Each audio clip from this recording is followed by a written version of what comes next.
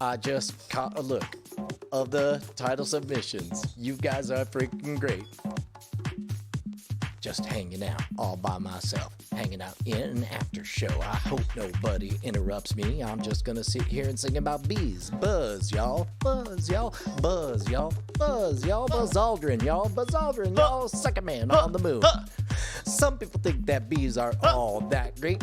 I say, what are you, the queen? No, you're not. She's number one. The king is number two. Number two is a deuce I do. Look at me, I just looked at a king, and look at me, I'm singing my bees. I don't need nobody to ever interrupt me. This can be the pre-show every time that I want to sing. And let me hear my bees. All the double bees. All right, I don't know what the fuck's going on. Where is it going? I'm sorry, don't interrupt me. Excuse me. I have no idea. Excuse me. Singing about bees. Excuse me. Song. As you know, I like to freestyle. I'm trying. I have no idea why this is not working. This is totally embarrassing. What the fuck is even happening?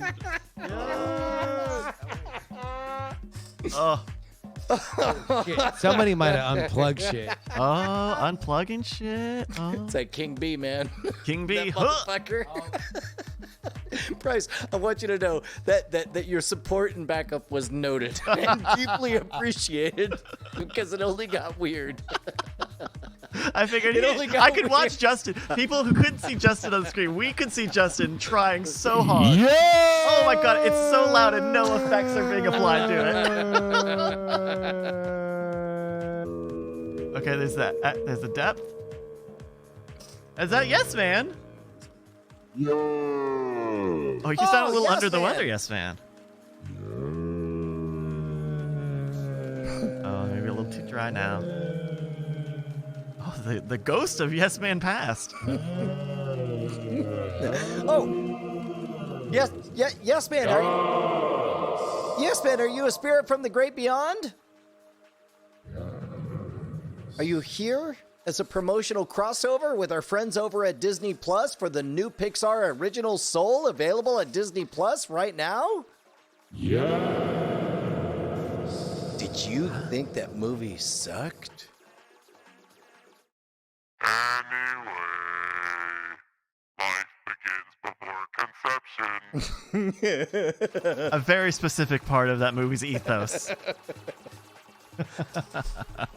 Yo, we watched the first half of that last night. Turn yourself up a little bit again, Pimp.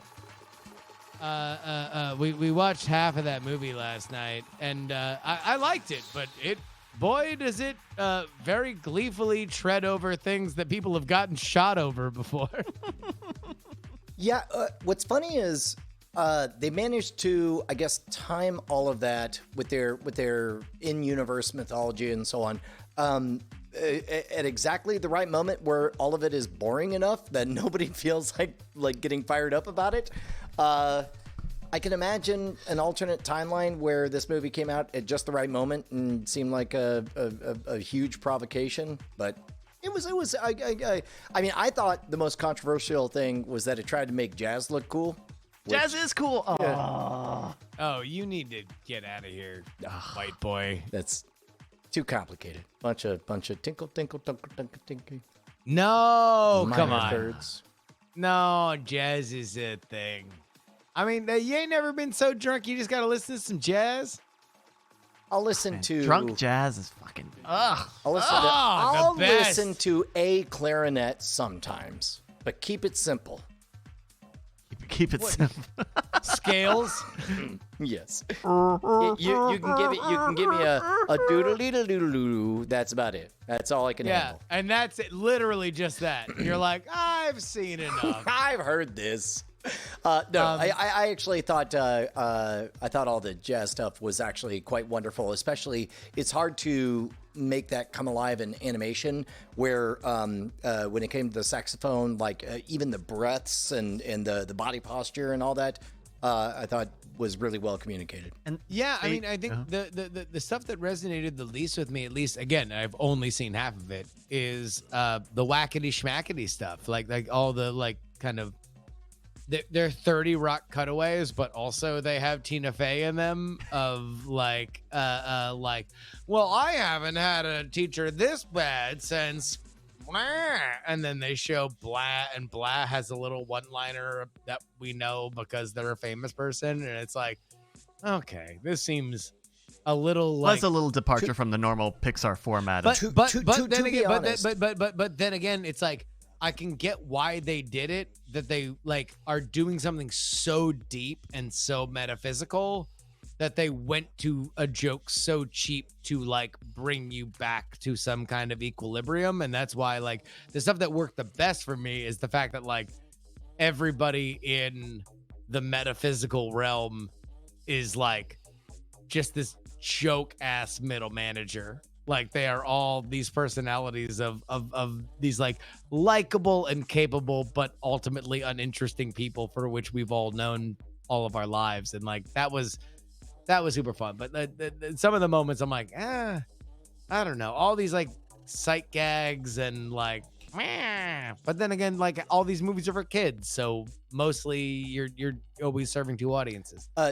To be honest, part of the reason that the jazz was the easiest joke for me to climb for, or to reach for, was partly because of how good they were. Like, to be honest, that whole movie could have just veered off into an hour and a half of nothing but an unironic explanation of minor scales and the voice of different keys and how to improvise. I got just enough of a taste of real music theory that I felt the pain of like, oh, that's right, we're watching a Pixar movie. Damn it. I guess I kind of just want to watch hours of that. And that's the thing, is that like Pixar is such a bizarre brand because they became famous for being the movie that parents could take their kids to, and they were so good at it that people that didn't have kids wanted to go to it. And now they're so famous that the people that didn't have kids that wanted to go to those movies now are taking their kids to it because they got old enough and they took their kids. But also it's like, you always are going to be nothing but 5 minutes away from somebody stepping on a cat's tail because a kid needs to be entertained, or else they're going to start digging in their parents' fucking pocketbook and eventually start screaming and leave the theater. So it's like, you know, they always have to be on some level there for children's entertainment. But at the same time, you're right. I would love if Pete Docter literally just wanted to fucking do a jazz musician dies and goes to fucking hell and pre-hell and whatever like that he wants to explore. I'm there. Yeah. Give me 3 hours of that, like animated in the way that you know how to animate it with the style you want to animate it. Cause like that was like rad, never before seen in Pixar animation style, which was like really cool to see. But they won't do it because they're Pixar and they gotta eventually step on a cat's tail. Kuro Medariku reminding me of the craziest part of the movie, that Trent Reznor did the music for it. Holy shit, you just said those words. Say them again slower. Pixar's Soul, the music was done by Trent Reznor. That's amazing. Okay. Wow. All right. He also did. Okay, hold on. Sorry, I have to get this right because actually he did this is per Wikipedia, the New Age score for the metaphysical segments of the film, which also was great stuff. Okay, but not the jazz. John Baptiste did the original jazz songs for New York City. Got it. There we go. Apologies. Separately though, that's Colbert's band leader, right? John Baptiste. John Baptiste, yes, musical director and band leader on The Late Show with Stephen Colbert, formerly. Oh no, still does. Well, never mind. I was just going to diverge farther into the weeds. Let's get back to my bar fantasy. Let's pick a title before we do that, because I'm really happy to hear the whole thing. All right, I'm going to go to the bathroom. Let's sink in. Let's sink in. In my fantasy, my bladder is empty. That's part of it. Okay, go do that. Gotcha. We'll pick a title. Some of the top ones include Nike definitely didn't kill Kobe. Brain Bushwood. Okay, number one, I'm totally into that, but also we have to tag to anything 2020 retrospective. Okay, we could do that. Brain Bushwood finally, such a latecomer. Exclamation mark play isn't working, and Go Howie. both references to the Marvel streams I've been doing the past 7 days straight. I'm uncomfortable. Let's move on. The whole story is Florida and Texas. Fuck you. Watch. Hey, there's a magic show on Revision 3. 2006 Chrysler Pacifica is pretty good. That's true. Yeah. Night Attack featuring Brain Bushwood and Just-In Robot Young. Yeah, that doesn't work because Brian never mispronounced or spelled my name. Yeah, it should be Brain Like I did Bushwood to and him. Hot Rob. Oh man, I Hot wish. Rob, God, yeah. I wish Hot Rob was a Night Attack bit. It was such a Hot good Rob, part of Hot Weird Rob, Things. yeah, no, Hot Rob. We were a long way away from Hot Rob back in 2008. Justin traded up for Brian. The story where Justin's girlfriend was dumped for Brian. Brian. Yo, there's dick sucking in this. That's true. That was an actual thing I yelled in my head. Brian and Justin's meet cute. Chill out and groove. The Hallmark Channel presents Night Attack, a bromance for the ages. I mean, I will say this, like, it was definitely a bromance meet cute. Like there is no doubt. Like it was cinematic. Let's get better at eating shit sandwiches. Shut up, I'm laughing. Shut up. Right, I forgot about that. If you ain't coming, you're doing it wrong. We'd have to be Y. Yeah. ER. If you ain't CUMMIN.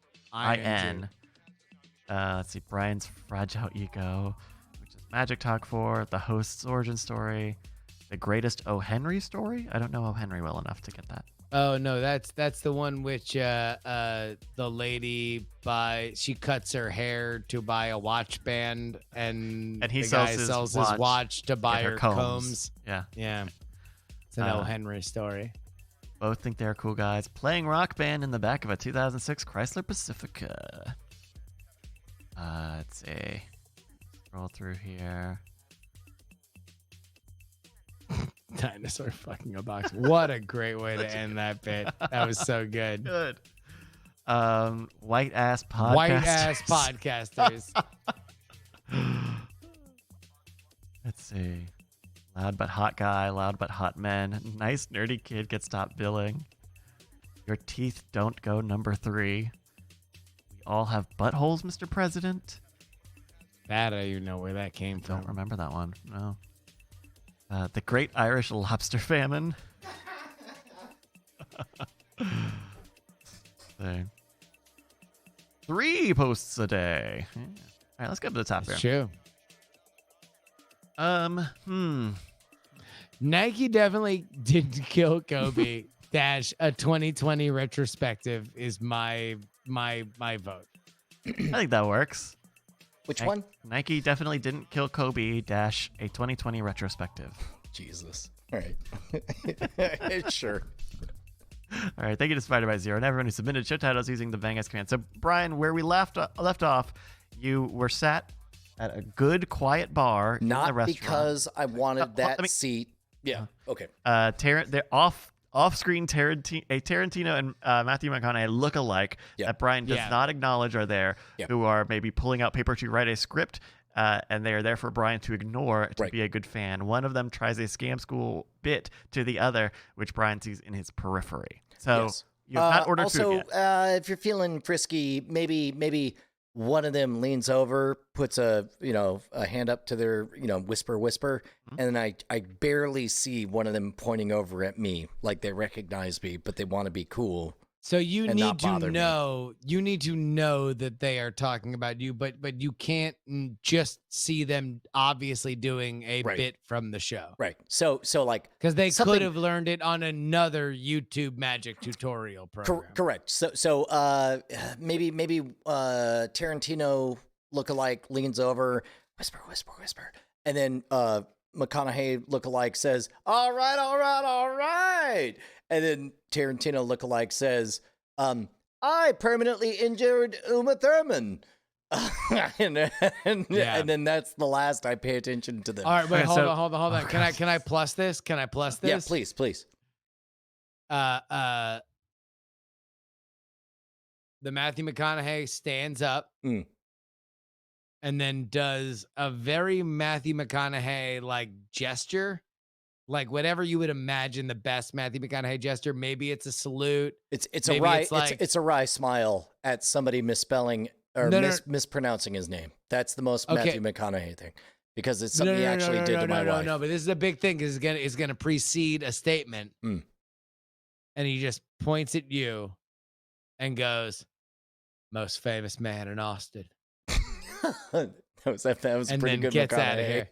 here. And then gets the fuck out, Yeah, right? all right. Maybe he points and says, "I keep getting older, but he keeps getting younger." And then Yeah. and it's like that's not even the line. Or maybe no. He does whatever he does and then points at you. But then there's a server who's like picking up dishes from their plate. You don't hear what he says. And then the server's over there like emptying the dishes by the bar and goes, "Do you know what he said?" And he's like, and you're like, "No, I'm just playing Hearthstone." Said, "You're the most famous man in Austin."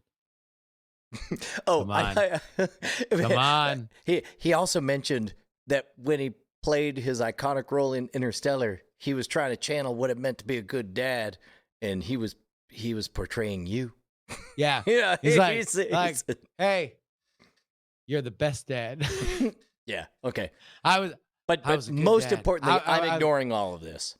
Yeah, barely. This is all noise. It's like all right. So obviously you have. I know you love an attentive bartender, but like they gotta have a tender touch. So it's like they know when the shit when your drink is about a quarter full, and they're just like light in the like another. Yeah. What's the right moment for you? Like what's too much? Because like if I'm a third of the way down and they're coming up and like, "Hey man, you all right?" And it's like, "Hey man, I don't have a problem. You have a problem. Fuck you." You know, it's like it's too much too fast, right? But also if you're cruising towards empty and they're nowhere to be found, it's like, "I am a baby and I need to be attended. My nappy is wet. Where's my Will you baba? please?" Yes, Where's my exactly. baba? Yes, exactly. No, I would say it is for bartenders, the most attentive are right below 40%. At 40% of your drink, you're a right to ask. So here's my favorite thing about going to Mexico is for some reason, border towns, they know to never ask for another. Instead, they come up and as if the idea just occurred to them, they will say, "One more?" And they will always put up one finger and act like, "Oh, fuck, I just realized you might want just one more beer." One more. And Yeah. not another. One more? One more. And that's yes. it. The end. Twist my The end. arm. We're done. We're One done. more. It's one Yes. more. Yeah. One more. And then off to the races. Yeah. Next thing you know, you're directing. Quentin's passed out in a corner. Matthew McConaughey's crying about his version of your child. So you're saying at 40%, and really if we were going fantasy, we're at 19, 18. Like basically you want the last, because you got what? How many pulls on a pint? 5 maybe? 4 or 5? Let's explore this part. Yeah. Nobody on a busy night is there just for one. So go ahead and give them one, let it get to halfway, and then just bring another and say, "Just in case, got you backup." Up to me. Ain't gonna like it. No, that you would not like that. Yeah, you're right. To get You're an gonna extra, put something on my tab before I even ask for it? Nah. No, you're the one who said what? You think I have a fucking problem when they ask you at fucking 51%? You're not gonna like them throwing another one back All behind. right, this is you describing the add fantasy. into What's the fantasy? the $500 annual tab is one person at the bar is a professional slosh to make me feel better. You pay somebody. Wait, you to want always a professional? No, you don't want a professional fucking slosh ruining your silent. This is your sanctum. Yeah, but I want to feel better than somebody. That Well, no, I thought that's that was why the whole I'm seeding there thing. also playing Hearthstone worse than you. That's what Ooh. you really want. You really want to fake me sitting next to you also playing Hearthstone. No, Justin, I want the real you. That's the part I haven't revealed until now. All I've ever wanted to do is to sit with you at this bar. To touch and play Hearthstone. I just want to play Hearthstone. Or a mage. What does it matter if I'm ignoring Quentin Tarantino and Matthew McConaughey if you're not there to see it, Justin? Come on. An hag, Rohan, to maybe. Hey, by the way, now that everybody hates Hearthstone, is now the right time for, you want to dive in? Just, knock out Legend in the next 2 days? Why do people I've been hate trying, Hearthstone? man. I've been flirting. I've been up in Diamond 2, but I can't seem to break through on my fucking deck. Oh, shit. So you're like 7 wins away? I was. And now I'm, I think, at rank 4, 2 stars. Shit, man. I will clear my schedule if you need somebody to sit at the bar next to you. I'll even hire an imaginary Matthew McConaughey and Quentin Tarantino to sit in the corner that I can ignore. And I'll talk about how you're both loud but also kind of hot. But to be honest, I'm I married might. to Bonnie, and I'm not I nice or nerdy. I can't remember the other adjectives. Oh, the nice nerdy boy. Yeah. Nice No, you're nerdy, definitely nice nerdy little kid. nerdy kid. Oh, How did I end nice up being little 10? I'm nerdy kid. 30, Yeah. Shodan kid's friend. Also, congrats, man. Oh, by the way, yeah. Winning at don't life worry, if don't you're worry. 30. You're gonna be a-okay being the nice little nerdy kid into your 30s. Don't worry. Because that's gonna morph into what? You're what? What and you're always gonna happened? feel good. It's gonna be a big booster. Yeah, man. I'll tell you what. I'm a little nervous about going to Georgia. Yeah? Yeah, I don't know. Is I there just a warrant? Are you afraid you're going to walk into a bar and Warrant's going to be there playing, singing? Well, number cherry one, pie? it sucks because I'm doing fucking Dry January, which, like, goddamn, if you ever want to know how much I love my stupid fucking wife, like, that's how much I love my wife, because I'm doing Dry January because she wants to do Dry January, and so I'm gonna go for my first fucking road trip since June. I'm gonna go to downtown Atlanta, where all I've ever known is getting shit-faced. Every touchstone I know in downtown Atlanta is places that I like to get drunk, and I'm not going to because I love my fucking wife so much. And I'm gonna cover the stupid runoff, and then I'm gonna come back, and then I'm gonna stay in a hotel and quarantine through another time, which means actually, by the way, it reminds me, we might actually want to record a bonus episode because I don't know whether or not I'm gonna be able to do an episode next Tuesday. Right on. Oh, wait. Next Tuesday? Next Tuesday? All right. Oh, okay. Yeah. I mean, Ooh. that's when the runoff is, and I will almost certainly be covering it and not doing the show. So, for let's pretend, not for me, but for somebody who, is a poor sap standing in line outside of this bar restaurant, Yeah. who doesn't know how important this runoff is, for them, how would you phrase it? It controls the Senate. So if the Democrats win both, they have to win both. There's 2 runoffs in Georgia, 5 days after the new year, which is bizarre.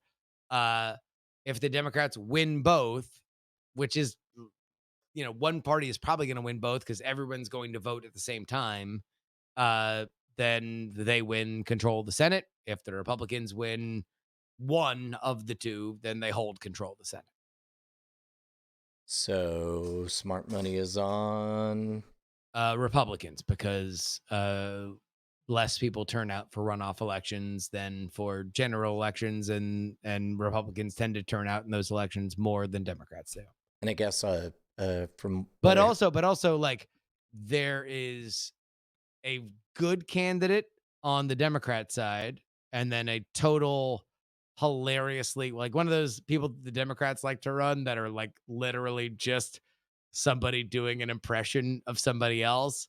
But it's this white guy who does an impression of President Obama. And he's just like this white guy who's just like, listen, I'm John Ossoff. I'm definitely not doing an impression of President Obama.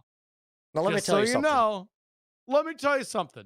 I ran for a very popular House seat where people spent $1 jillion on me, and I lost. And now I'm running for Senate, and I lost. But because George is fucking weird, there's a runoff because the other guy didn't get enough to beat me. And so now I'm running again. I'm still doing this impression, and it's still hilarious. Bryce, can we? I'm trying to find any footage that would be like the thing that I'm thinking of John of. Ossoff? Yeah. Well, okay, maybe I click try to click play on the CNN article on the CNN video. Do-do-do. Wait, what are you trying to say then? Oh, I'm saying go for it if you have something. I thought you had something loaded. No, I don't. Oh yeah. There's one good candidate, and that's Raphael Warnock. Except for the fact that he now apparently ran over his ex-wife's foot, and she complained about it on a body cam. So he's got some problems. He's the better retail, actual politics candidate. Both of the Republican candidates are bad. Like, one of them is stock run him out of the Republican factory, random white guy, and the other is supposed to be the one that connected with the suburban women of Georgia, except for the fact that she's like a cajillionaire. She's so rich that she owns a WNBA team that hates her, and so she feuds with them. Sorry? Walk me through this part. She owns a women's National Basketball Association team. Sure. They hate the fact that she owns them, so she publicly feuds with the team she owns. I mean, she saw Ted Lasso, right? She's basically Ted Lasso, except not redeemable. Also, find things to watch about this, and I'll be right back. Okay. That's crazy. Bryce, Yes. if I haven't said so, Hi, hello. nobody owns you. Okay. You're a sovereign and free individual, Sure. and you should feel free to express your opinions no matter what they are. Even if, and maybe especially if they're in conflict with mine, so as to assert your independence. Okay. Give me a hot take. Okay. Genesis versus TurboGrafx 16. Just whichever you prefer. Just go with your heart. Go with your heart. Genesis was the one that had the 6 buttons, right? The three. I'm keeping it together. It's fine. I would say maybe the TurboGrafx because it has an X in it. Okay. Mostly accurate. Stop clock and all that. You're almost there. And then it has 16 as a TurboGrafx 16, which I would believe the X, and then right next to the 16 would make me think, oh, that is 16 times more powerful. The next leading brand. Then Genesis, the beginning. Than the band Genesis. Sure. Right. Let's. Yes. I also. Allow me to point out that there's a reason both Peter Gabriel and Phil Collins left Genesis. Right, because God said, let there be 2 less men in this band. Yes. Let this prog rock be broken. What do you know about prog rock? Not to the okay. This okay. This is gonna be very. This is gonna be adding into my little nerdy kid fucking thing. My understanding of prog rock, which I'm sure I've listened to some amount of on the radio growing up in the '90s, is that it sounds very similar to like all the like kind of I'm gonna put quotations on this. The epic rock music in the Final Fantasy VII soundtrack. Okay. When I think of prog rock, some part of my mind has made a connection that that kind of sounds like kind of an orchestrative, slightly epic sounding music. Can I confess something? I actually don't know what defines prog rock. I know that it is largely a late 70s phenomenon. I believe, if I'm guessing right, and Justin, you could chime in here shortly. I believe it's defined by an epic story narrative over the course of the album, progressive rock, like usually with maybe a lesson to it or something. That sounds more like a concept album. Oftentimes with like extreme long solos, like we talked about. Maybe I am wandering into rock opera territory. I think I think that's more rock opera. I always thought of and I will admit now I have no basis for this, but I thought of prog rock more in the same way that people describe math rock, where like there is a rule to it. There are like things that you need to do mathematically or rhythmically to make you this genre, and that's why the genre kind of like is supposed to succeed, because it's like harnessing into some like primal element of our pattern recognizing brains. Wikipedia says prog rock is the outgrowth of psychedelic bands who abandoned standard pop traditions in favor of instrumentation and compositional techniques frequently associated with jazz, folk, or classical music. Additional elements, it's not anything that I thought. Additional elements contributed to the progressive label. Lyrics were more poetic. Technology was harnessed for new sounds. Music approached the condition of art, and the studio, rather than the stage, became the focus of musical activity, which often created music for listening rather than dancing. Yeah, like elves and synth. Yeah.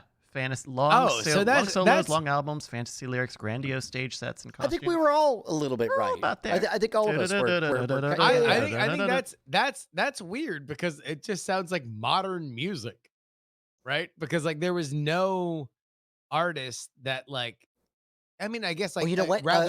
You want to play a little Family Feud? We guess who's on the list of examples, because I assume there's some kind of like examples of prog rock. I know that I've heard of both. Or I guess one. You get to go. Pick Genesis. Show me Genesis. All right, I'm gonna Control F Genesis. Hold on, I think I have to spell Genesis right. Daniel. Genesis is on here, on this page. I'm not going to show it. What about you, Justin? Or do I keep going? No, I'll go. Okay. Rush. Oh, Rush. Good answer. Lock it in, Daniel. Peak years 1971 to 76. Rush. Show me Styx. Let's see. Peak years 1971-76. Styx. ELO or Electric Light Orchestra. Good answer, Daniel. It turns out the letters ELO are used quite a lot in this. Wow. In this, commercialization, yes, ELO. I guess Pink Floyd. I don't know if we're getting. I mean, Pink Floyd. Pink Floyd. Lock it in. Under backgrounds and roots, Pink Floyd, quote, not merely precursors of prog, but as essential developments of progressiveness in its early days. It's on here, but they're early. They're on the same list as the Beach Boys. Oh, God damn it. Oh, come on. Right. That doesn't count. That's good, because I had no other bands. I'm glad you lost first. Is Jeff Wayne on there? How would you spell Wayne? Wayne. The guy who did the Jeff Wayne's musical version of War of the Worlds. No, I'm not seeing it. Yeah. This is it might be on the big tag that they use, The ultimate list canon. of progressive rock bands. But I guess that's the weird thing, is that as I was growing up as a music fan, all the things that you defined as a prog rock artist were just an artist. And in fact, the Visigoths were the ones that were there for like Limp Bizkit wrote I Did It All for the Nookie with like, you know, to stick it up your like that's like part of it, like that they did for a live act. Like that is obviously a thing that's designed for a concert that they put on the album. And they were like, oh God, how fucking gross and weird that they're not doing a thing for us, the listening audience on CD and radio. And then what?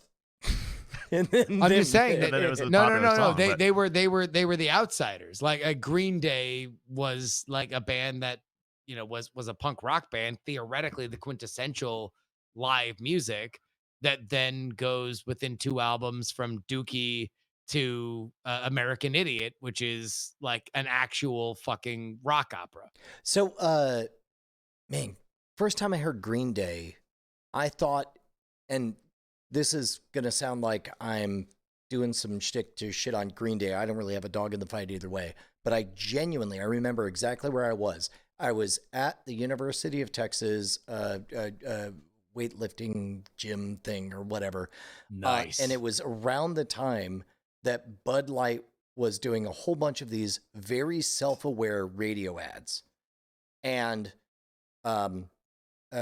whichever is the song, Do You Have the Time to Listen to Me Whine? You know, it was so self-aware. Have the time to listen to me whine. There you go. Keep going. Keep going. No, keep going.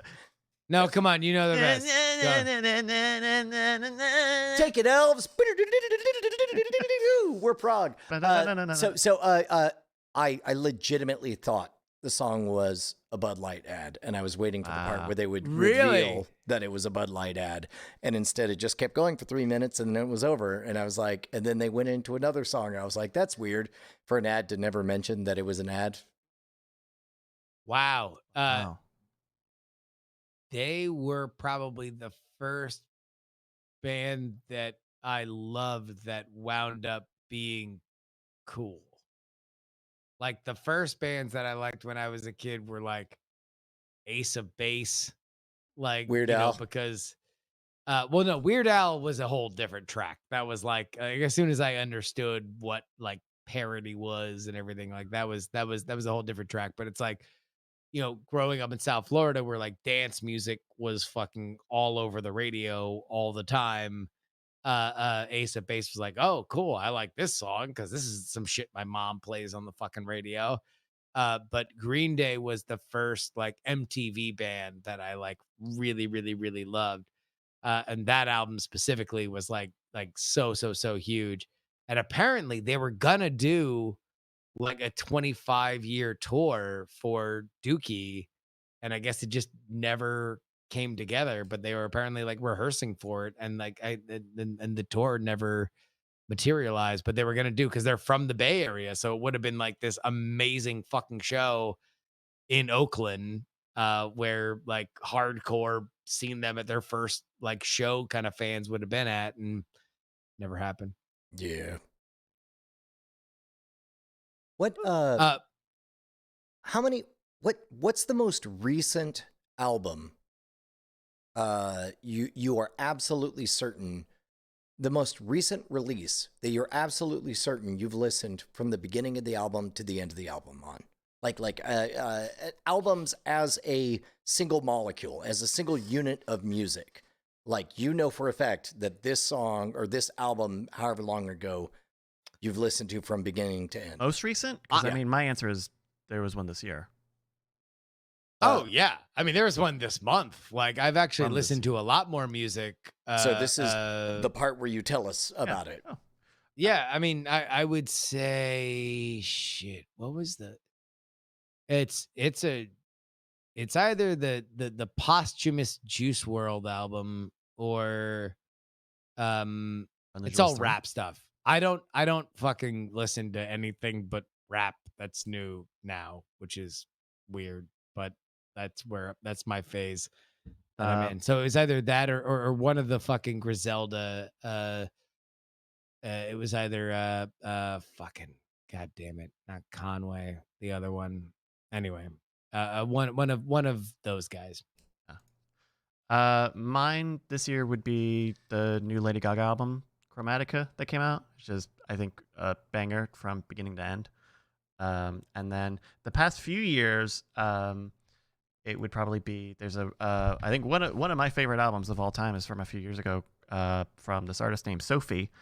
She makes kind of slightly experimental but very pop inspired electronic music, and she had a full length album come out, a couple of years ago now, called "Oil of Every Person's Uninsides." Is that right? It's every pearl's uninsides. It's a very strange title, but I love it. It's great. It is an interesting mixture of like kind of stripped down electronic music and also this incredible circular meta narrative of the queer experience. It's great. It almost won a Grammy the year in 2018. Damn. Wait, hold on. Can I amend my thing? If Yeah. your question was, Brian, the last album that I listened to beginning to end not being a new album, then that is the Vince Guaraldi Peanuts Christmas album. That is a fine album. That is no matter what, that gets played at least 3 times every fucking Christmas season. Flavor Toothpaste reminded me of something I had forgotten, which is, man, have I listened to the complete album of so much Neil Cicerega mashup stuff. Like that is a full 40-minute journey every time. Yeah. But what did you think of what was the most recent one, Mouth of Dreams? Yeah, I only gave it one listen. I probably deserve to dedicate more time to it. The problem is, insofar as that it's a problem, is that so much of mashups are comfort because it's chocolate and peanut butter and they're together. And I both know the chocolate and the peanut butter, and it's fun to put them together. So probably the more recent the mashups become, the less I know them. Yeah, this one definitely had a bunch where I missed. I had a pretty high miss rating on some of these. I'll tell you what. Here's an album that I listened to the majority of the other night because I was drunk walking home and I had a hankering for nostalgia. Girl Talks, Feed the Animals. Fuck yes, that's a great one. Girl Talks, Feed the Animals. To me, it is the GOAT. It was the GOAT when it came out. It is now fucking a decade plus later. It is still the GOAT. Like nothing has touched fucking Girl Talks, Feed the Animals. It is, oh God, what a perfect piece of work. No, just like about 45 seconds, then like bored now, next, and off we go. Next. The fucking Rod Stewart Young Turks, like young hearts will be tonight. Like just that era of rap is something like it's aughts rap. It opens with them chopping up the AC/DC or UGK something, Outcast. No, the opening is UGK Outcast. The song that I played at my wedding. What's it called? God damn it, I can't remember the name now. But it's immaculate. Every second of that album is unfucking touchable. Play your part. That's it. Another one for me would have been Dreamland. That's what it's called. For some reason, I kept thinking it was fantasy. The 90s black box dance music album, Dreamland, which is both a really top to bottom radio banger of an album, and also is just one huge fraud after another. Most of the songs on here, the Martha Wash's vocals. They basically lied and stole her vocals for her. And then the other song, Right on Time, illegally used Lolita Holloway music or samples. Holy shit. Wait a minute. So what was the single off this? Right on Time would have been the big one. That was like the number one song in the UK in 1989. Can you play just a scotch? Yeah. But in America, you probably would know Everybody, or Strike It Up. Here's Oh, yeah. people have heard me play this a little bit on the Marble streams. Actually, let's skip ahead. Kind of that Italian house disco sound. Yeah.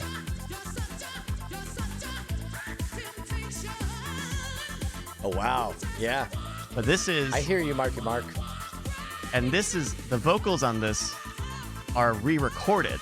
The record label secretly re-recorded the vocals for this because by the time they tried to get all of the Lolita Holloway samples cleared, the song was huge. It was this big thing. They were on TV all the time. And so the $2,000 that they thought they had a contract to pay her,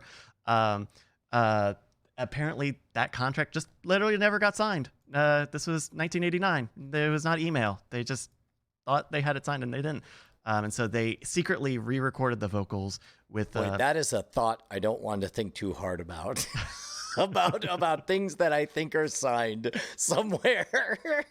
So the record label secretly had Heather Small, who ended up being the front for M People, another, I think, more popular in England band, in secret before they had debuted. So they were just like, you are going to re-record these lyrics. We are going to pay the songwriter and not Lolita Holloway, and we will literally go to all the record stores and take all the records off and put them up with the new one, the UK mix of Right on Time. Wow. And so that's the version you hear on like Spotify and stuff. I was trying to. There ended up being no off ramp to bring this gift to my kids that they would possibly care about. But I was trying to think about, like, hey, if you wanted to explain to your kids Milli Vanilli, how would you even explain it? And how unimpressed would they be with the controversy? Like, would anything about them seem weird to them?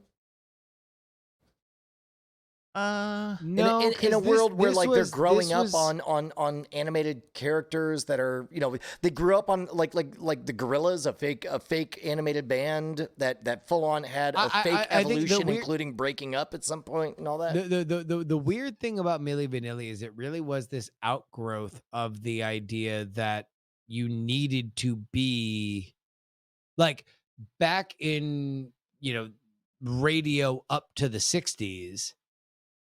There was a songwriter and there was a singer, and those never the twain shall meet. Maybe the singer will put their own English on the song and that's what defines them. But the songwriters are these anonymous creatures that live in the Brill building and they just churn out these lyrics and that's what it is. And then Bob Dylan comes around and all of a sudden now the singer songwriter is the thing. That's the purest form of art. But like, Milli Vanilli was this like most profane like violation of that like if the purest form of art is somebody who writes and records and sings their own shit, then the worst version of it is a act for which like, yeah, but then again, like we'd had animated version, we had like the Archies and shit, like it's not like but also a band, but like people who said that they were like songwriters in their own respect were like, that was disgusting. But they didn't even use their own vocals is the big thing with yeah. Oh yeah. I mean, I guess my point is that like we had as a culture assumed that like, okay, if you were not singing your own songs, you were less than. So what's less than? People who are pretending to sing songs that they're not even singing. Well, here's what I strongly suspect, and I don't have enough of a musical background to really know whether or not there's a basis to be right here, but I suspect that it's not coincidence that the Milli Vanilli outrage happened just as the confusion and discussion about where society was on sampling was happening. So just before Vanilla Ice is about to blow up with, under pressure sample, as MC Hammer, is blowing up with You Can't Touch This and everything before then. The Milli Vanilli question about authenticity, what I suspect became a proxy debate, a proxy war for the real debate about sampling and whether or not everybody was okay with that. I think this is basically that version of Hilaria Baldwin. Like it's just you lied and said you were something else and you weren't and you got busted and now we're all gonna laugh at you for it.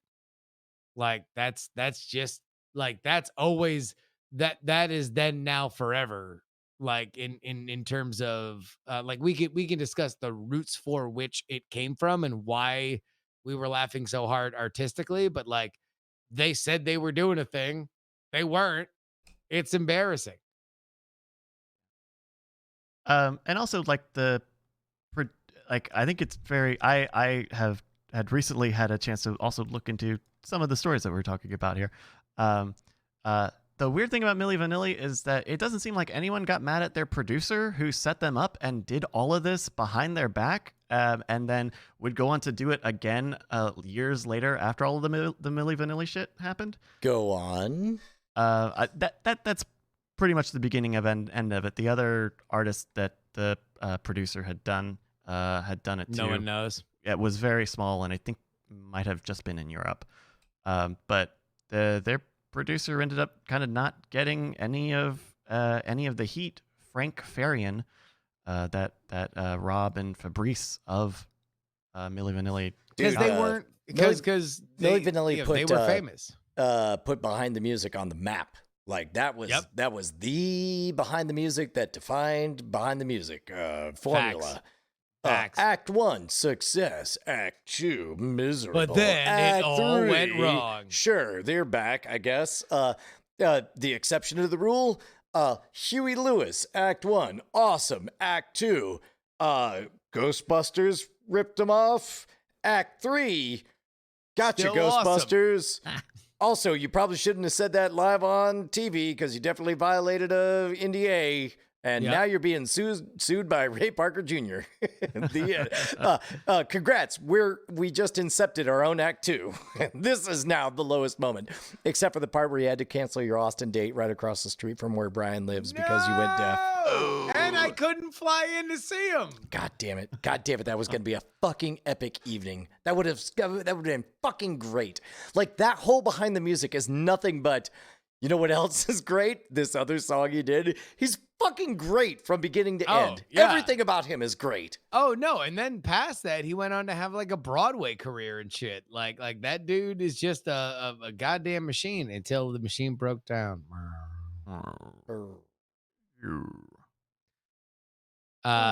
Wait, hold on, Brian. Are you up on this Hilaria Baldwin thing? No. Bryce, are you up on this Hilaria Baldwin thing? I know the very broad strokes of it, but I don't know. This is one of those things where I've seen everyone reacting to it enough where I've pulled up a lot of it from context clues, but I don't know what the inciting this spark was. is how we'll go out tonight. All right. This is maybe one of the funnier things of 2020. And it's like obviously a rich person for whom we're going to laugh at, but I feel like at least by available evidence, it's something laughable. So Hilaria Baldwin from Mallorca, Spain, is the wife of Alec Baldwin and is apparently named Hillary, and she's from Boston. And she's not a natural Spanish speaker, nor did she grow up in Spain. And she has been on television cultivating a celebrity persona as this person from Spain. Is this some fucking Borat shit? It's some fucking... Married life is really nice. You know, it feels different. It really feels different. But I didn't think it was going to be different, but it feels quite different. What's the thing that surprised you the most? I think just the fact that it feels different. You know, we like to say husband and wife a lot. Yeah. I call him husband now. Drifting. Now wait, no. There's another one where she is asking about what the name of a cucumber is. Oh, here. Well, she is. Tomatoes. We have how do you say it? Cucumbers. We have red pepper. We have, of course, we have very few ingredients. We have tomatoes. Now there's a video that she made explaining, like, because so this was a big tweet thread. Again, the lesson that we want to express to everybody is that there's always a main character on Twitter, and your goal in life, dear viewer and listener, is to never be that main character. But if you are that main character, make sure that you're that main character during an election, during a big thing that's happening. You want to make sure that you run into another news buzzsaw as fast as possible. When you really don't want to be the main character is during the holiday break when all the news is gone away. Because Hilaria Baldwin has gotten torn apart by the jackals of the internet for the last fucking week. Like, this has been going on now for days. Where everybody is going back through every public appearance she's ever had, digging through the Wayback Machine for every way she's ever listed. But apparently she Rachel Dolezal'd herself. She was this white chick from Boston who invented this entire thing about how she was from Spain because her parents vacationed in Spain a couple times. Wow. That's intense. What I don't even know, and this is something where I think there's probably, if there was a defense for Hilaria Baldwin,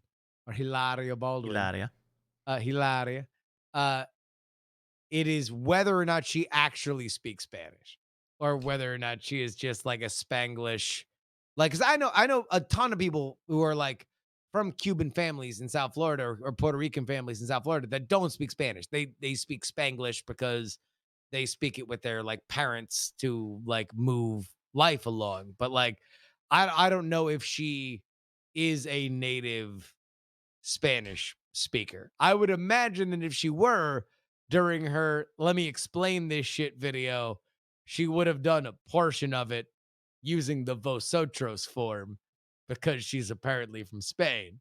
But she did not. She just she's like, well, like, people are asking where I'm born. I'm born in Boston, not using the accent that she used on television. Where do you think... What's funny is I can't even say, where do you think we're at? Because, like, what does we mean? Like, the world, or North America, or, our audience, or Twitter, or what?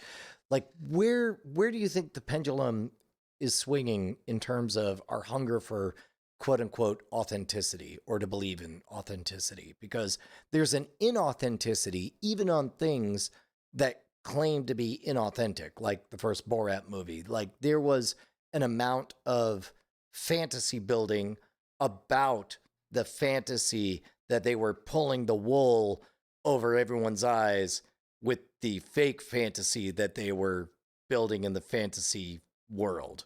Like, the line is trickier than ever, because the only currency we have in our modern world is that you can invest in it, and the quickest way to investment is either effort or authenticity. So you kind of, on whatever level, have to show it.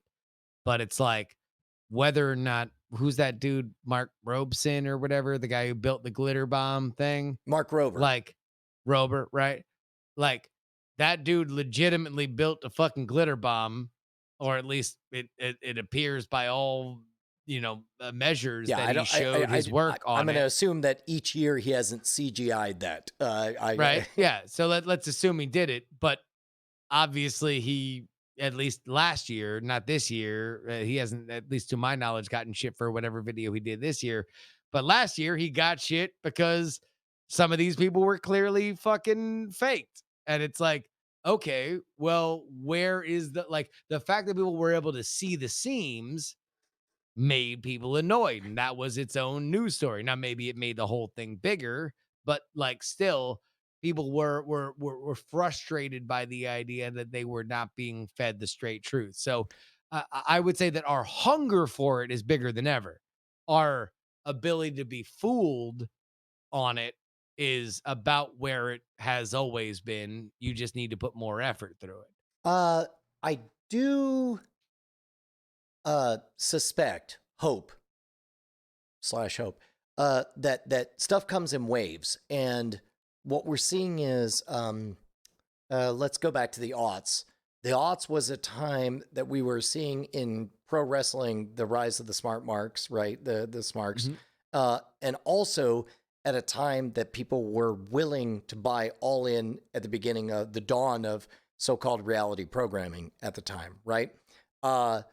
Now we're a decade or two in, and now we're sort of seeing, I hope, says the guy who maybe has some ideas he wants to pitch, the rise of unscripted smarks, where we get it. We understand unscripted doesn't mean unplanned. It doesn't mean everything's hidden camera. It means whatever they're being said was not written by a writer and it's being developed in the moment or whatever. Like, for example, hypothetically, if there was a program that on a, let's say, picking out of the air, National Geographic, would seem to depict the host committing a crime live on camera, it doesn't seem to me like a stretch for somebody to say he's probably not actually committing a crime live on camera. Oh, but sure. I can still enjoy this and take away the lessons. I mean, let's say hypothetically that there was a bar in need of, I'm just pulling out of thin air, a rescue. Sure. And let's say somebody was in there to rescue this bar. Like an expert, like somebody who his brand is all about, I come in and I fix it, real taffer around. of a man. Yeah. A taffer of a man, right? Like he'd run in taffer style and just say, I'm taffing this bar right out of here. No green lights. Like, yeah, I mean, I think that we can suspend disbelief that he's definitely not actually just running into a Friday night and shutting everything down, right? Like there is an element of reality television, and even like at the top level, I don't watch I forget if it's The Bachelor or The Bachelorette. I think it's The Bachelorette right now, but like they shot this season in lockdown where like now they have less room to work. So they have to work in more gimmicks. And they had one of the bachelorettes like fall in love with somebody like 3 episodes in. And so they just happened to have another bachelorette that was like there, waiting in the wings. And now she's the bachelorette for the season.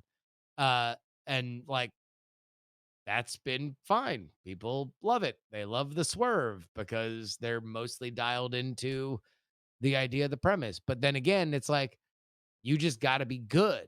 Like, it's not whether or not people want to buy it. It's whether or not you're actually entertaining them. It's whether or not you got a little song, little dance, little seltzer down your pants that people are like, cool. I'm here for your shit. And also like ahoy. The actual, I mean, literal framing device of TV shows. It's like we do recognize a certain amount of fantasy and disbelief between what we watch and what real life is, the realities of making, reality-based television shows. But then, it gets tricky because we've spent the past 10 years telling everyone that they should be a brand, and now people are building them own selves up in a lot of the same ways as reality shows. And we are not ready to handle if you are an Hilaria Baldwin, and maybe we don't know why your accent keeps coming in and out and what the realities of the things that you say on an interview, right? You would hope that someone on like a news interview, like one of the clips that we saw, would be presenting themselves honestly and truthfully, but we don't even have a rubric of that in the same way. Like, at least with reality TV, we can grade it against, other TV, other unscripted TV, and we've had 2+ decades to acclimate to that, where the person as a brand has evolved so fast and so quickly. Those people don't know how to, what the best way to do it is, and we don't know how to react to it when it's good and when it's bad. Well, I think that the two trends that we're watching converge is low effort content, or at least the idea of low effort content as its own art form, right? Because that's what vlogging is, right? Like, vlogging on some level is, hey, I'm definitely not doing a thing, or if I'm doing a thing, you're going to read that that's my natural personality. If I ran into you at a Chili's, like, this is about how I would do it. Maybe I'm dialing it up a touch, versus like entertainment with a capital E, right? And I think that, like, Brian, that's your, I would say even your the roughest times that you've had with going from like your produced stuff to even this show is figuring out, like, where is the level of effort? Like, where do I cut engines on the like fuck around show, on the like us like bullshitting, either on Night Attack the proper, or even Happy Hour, where it's like literally just showing up and doing stuff because you're a fucking pro. Your entire life, your professional life has been defined by your work ethic, your like your ability that you show up and fucking go and deliver a product for which was promised. There's definitely an engine that burns bright, which is, am I providing value? If I'm here and somebody's showing up, am I on or am I off? Whatever that means. Yeah. And I don't know. We could have a whole breakdown that I suspect will take longer than we have time for to sort of figure out where those lines are. But you're definitely right in that if I am aware that whatever it is I'm doing, whether it's talking, not talking, moving, walking, expressing or whatever, will be seen by anybody else or consumed in any way by anybody else, there's some amount of onness that has to happen. Yeah. And I don't know. It depends on the product, whether it's a low fidelity, like, for example, right now, and I know this much. I know that we're in the post show, so I know the stakes are lower, that the people seeing it are friends, that largely what we're doing is safe. But I also know that it's on the permanent record. So if I ever intend to run for office, there are things I shouldn't say right now. There's some amount of onness that I can't ever divorce myself from. And I think to some extent, the audience themselves wouldn't want either any of us to divorce ourselves from. Like, I think part of the success that we've had has been from an awareness of, like, you're here to see a show. We're going to fucking put on a show. Yeah. But then again, it's like, you right now is, to me, as somebody who has seen a lot of both, almost indistinguishable from the Brian that's very excited to talk about something without cameras on. Right. And that is part of, I think, what comes across as part of your brand, which is authentic.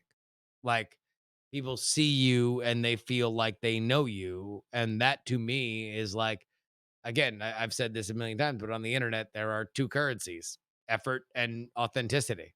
Like, and that's it. Those are the only two things that you can pay your way on the internet. It's not money.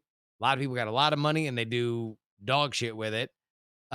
It is effort, true effort, and authenticity. The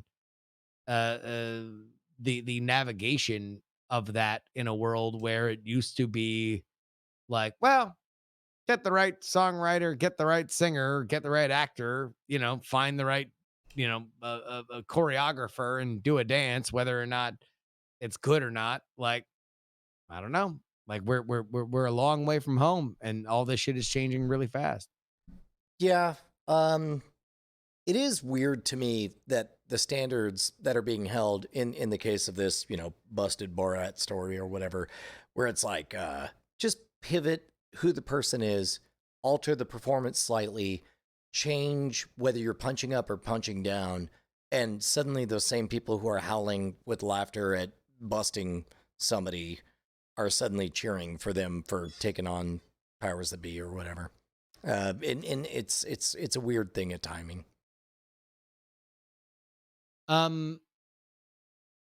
mean, I think ultimately the one thing that we are very weak at as people who saw a world before, like we grew up in a world in which you couldn't yell at the television and the television people could hear you. Right. Right. We grew up with perfectly chrome polished A-Team, Knight Rider, Thriller, fucking like whatever happened. Like Sure. it was a one-way story. I mean, I'm just saying for me, Balky and Urkel and, oh shit, what was the something Legends of the something that Legends of the Hidden Temple. Yeah, is that the one Anthony Carboni did? Yes. Yeah, Tony Carboni. Okay, right. Tony Carboni did.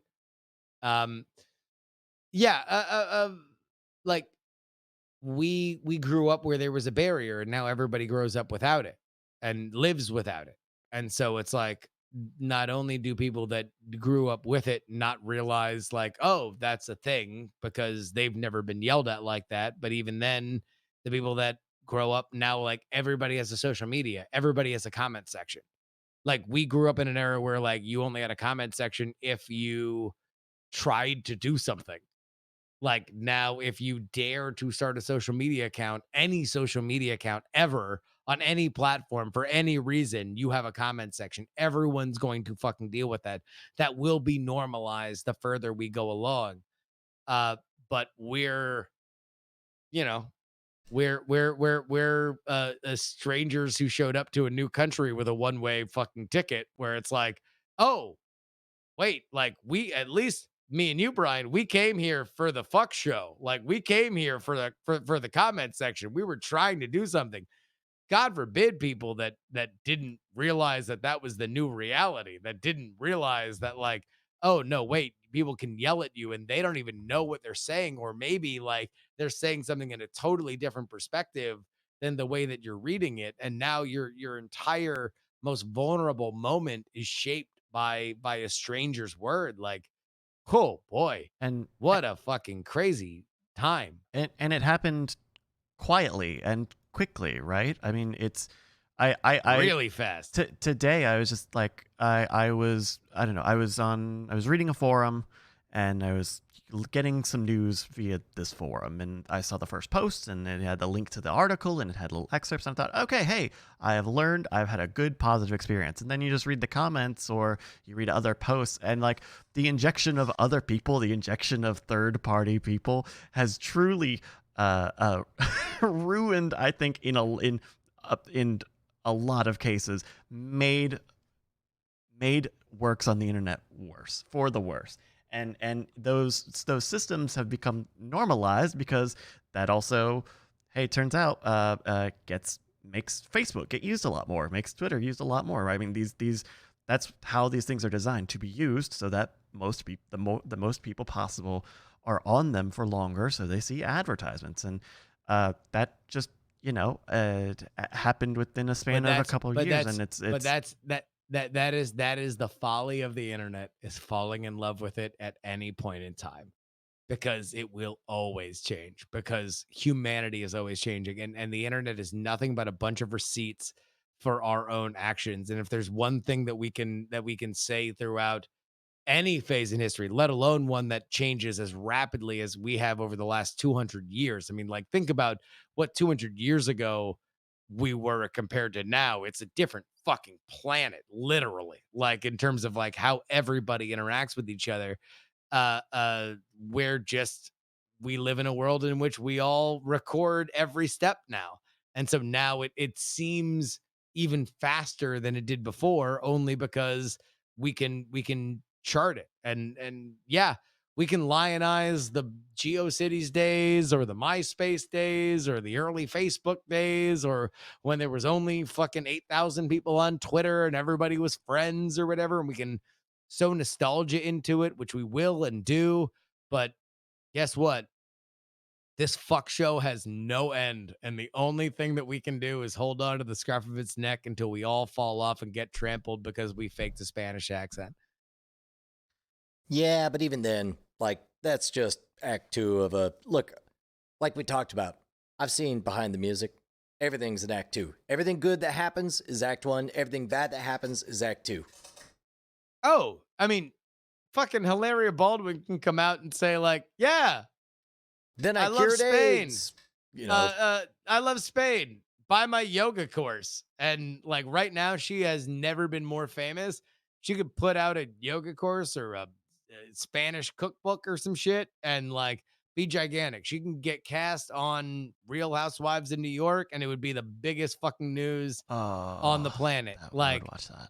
like it would be huge. So yeah, it's move like, over Anderson Cooper. Well, and he's best friends with the head honcho at Bravo, actually. Oh, shit. They both do cocaine Yeah. together. I find to understand Kathy Griffin's takes on it. oh, Wow. really? I mean, that's New York media. Everybody in New York media does coke. And with that, Yes, too on much that- internet. On that Exactly. bit of libel and slander. I mean, spoiler alert On for that anybody who's indictment fucking had of- New York okay. media friends. I'm sorry. Yeah. Oh my God. Hey, hockey players drink beer. I just want to let you guys look know. at that. Oops. We're I out don't of wanna time, spoil. sir. Hey, Everybody can fucking follow jam this band, guy smoke on weed. his Jam MySpace. band, smoke weed. Go to his MySpace. Thank you, everybody, for tuning in. We'll see you. You guys doing happy hours the rest of the week? I Yeah. guess so, yeah. Check it Yeah. out. Marbles. Can still go until the 31st. Keep marbling it. It's an eye on it. marbling right now like a fine steak. Everyone have a good Oh rest. yeah, listen to fucking Bryce dox my goddamn fitness alerts live on I the almost internet. did. I almost did it today, and I was like, I'll give him. He needs a break. Wait, are you only doing it on Marbles, or are you doing it just in the Discord? I'm only doing it on the Marble stream. I'm not like. There's Only, not okay, so like you a don't Twitter go feed. out of your way. You're No, no, always no. on the Marble stream when I finish some workout thing. That's right. When it happens. Okay. Yeah, yeah. Also, real quick, eat shit. Ben Franklin in the chat. I totally worked a restaurant service job only for tips. You're not even going to explain the context? No, he has to tip me if he wants more. Oh, okay. Gotcha. All right. I love you. All right. Bye, everybody. Sit. Baby, I can feel it slipping.